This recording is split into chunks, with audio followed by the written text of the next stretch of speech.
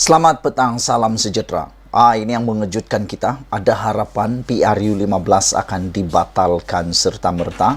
Ada harapan pembubaran parlimen tidak sah di sisi undang-undang. Wow, ini baru aku tahu. Ini isu yang baru.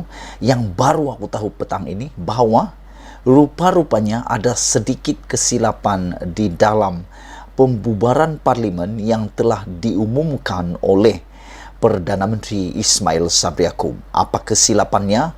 Kecil atau besar? Sangat besar.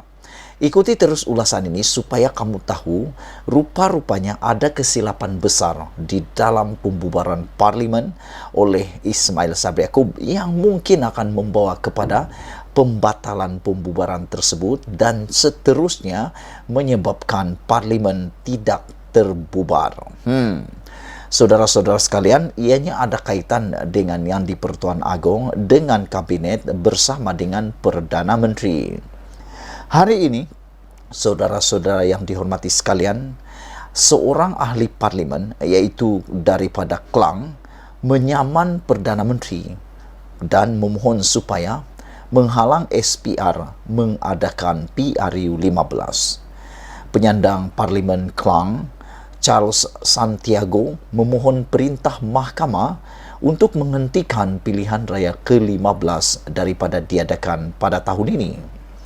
Dalam saman pemula yang difailkan di Mahkamah Tinggi Kuala Lumpur semalam, ahli parlimen DAP itu menamakan Perdana Menteri sementara iaitu Ismail Sabri Yaakob, Kerajaan Malaysia dan Suruhanjaya Pilihan Raya sebagai responden. Charles menuntut supaya satu deklarasi bahawa permohonan Ismail Sabri Yaakob kepada Yang di-Pertuan Agong untuk membubarkan parlimen adalah bercanggah dengan perkara 40 dalam kurungan 1 dan dalam kurungan 1A Perlembagaan Persekutuan. Menurut Charles lagi, permintaan untuk membubarkan parlimen tidak dibuat atas nasihat kabinet.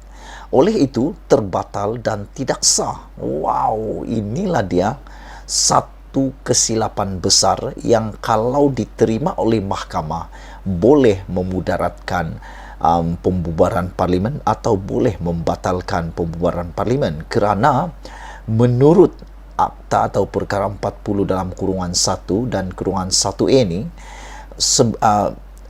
Perdana Menteri menasihati Yang di-Pertuan Agong untuk membubarkan parlimen perlu mendapat nasihat kabinet dan ianya tidak berlaku. Kerana seperti yang kita tahu, lebih daripada separuh kabinet telah mengutus surat kepada Yang di-Pertuan Agong untuk menghalang PRU 15 diadakan pada tahun ini. Makna kata keputusan untuk PRU diadakan tahun ini bukan dibuat secara sebulat suara di dalam kabinet Ismail Sabri Yaakob. Selain daripada itu, Charles Santiago juga memohon perintah bahawa pembubaran parlimen tidak mengikut perkara 55 dalam kurungan 2, perkara 40 dalam kurungan 1 dan 1A. Perlembagaan Persekutuan dan perintah untuk menghalang SPR daripada mengambil sebarang langkah untuk mengadakan pilihan raya. Selain itu juga, Charles Santiago turut menuntut kos dan perintah lain yang difikirkan sesuai oleh mahkamah.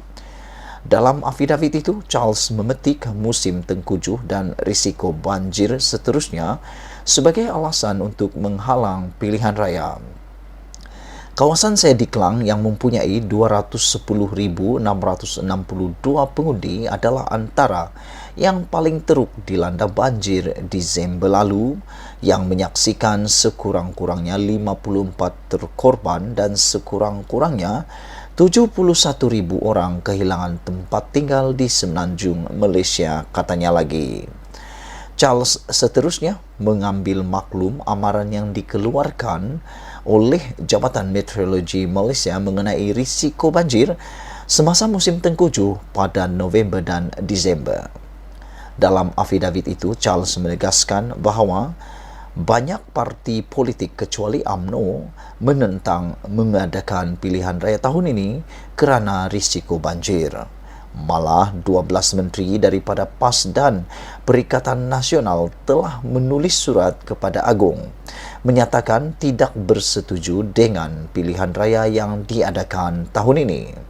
Satu-satunya parti yang mahu pilihan raya diadakan secepat mungkin ialah UMNO, katanya lagi. Dengan ahli parlimen UMNO hanya berjumlah 37 daripada 222 di Dewan Rakyat, sokongan kepada pembubaran parlimen hanya menyumbang kira-kira 17% daripada ahli parlimen tambahnya. Justru, Charles mempersoalkan kesahihan permohonan Ismail Sabri untuk membubarkan parlimen. Permohonan itu boleh dibuat kemudian, memandangkan penggal parlimen ke-14 hanya berakhir pada 16 Julai 2023. Bagaimanapun, atas sebab yang tidak diketahui, defendant pertama iaitu Ismail Sabri meminta pembubaran parlimen begitu hampir dengan musim banjir yang boleh menjejaskan hak pengundi untuk membuang undi, kata Charles lagi. Dalam satu kenyataan kemudian, Charles berkata beliau terpaksa mengambil tindakan undang-undang kerana surat berulang kalinya kepada SPR untuk meminta rancangan tebatan banjir tidak diendahkan. Memandangkan alasan di atas, saya amat percaya bahawa nasihat Ismail Sabri kepada Agong adalah terbatal. Akibatnya, saya juga percaya pembubaran parlimen tidak mempunyai kesan undang-undang.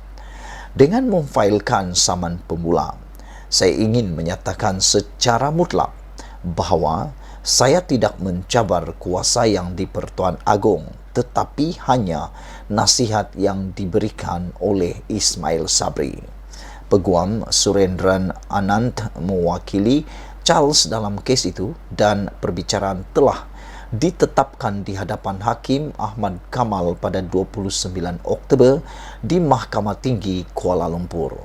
Itulah dia saudara, sebelum kita berpisah, tinggalkan komen anda untuk isu paling hangat baru pada petang ini, iaitu MP Klang saman Perdana Menteri mohon halang SPR diadakan pada PRU 15 ini, dan adakah PRU 15 akan dibatalkan kerana pembubaran parlimen yang tidak sah dan terbatal akibat daripada pelanggaran bercanggah dengan perkara 40 dalam kurungan 1 dan 1 kurungan E Perlembagaan Persekutuan.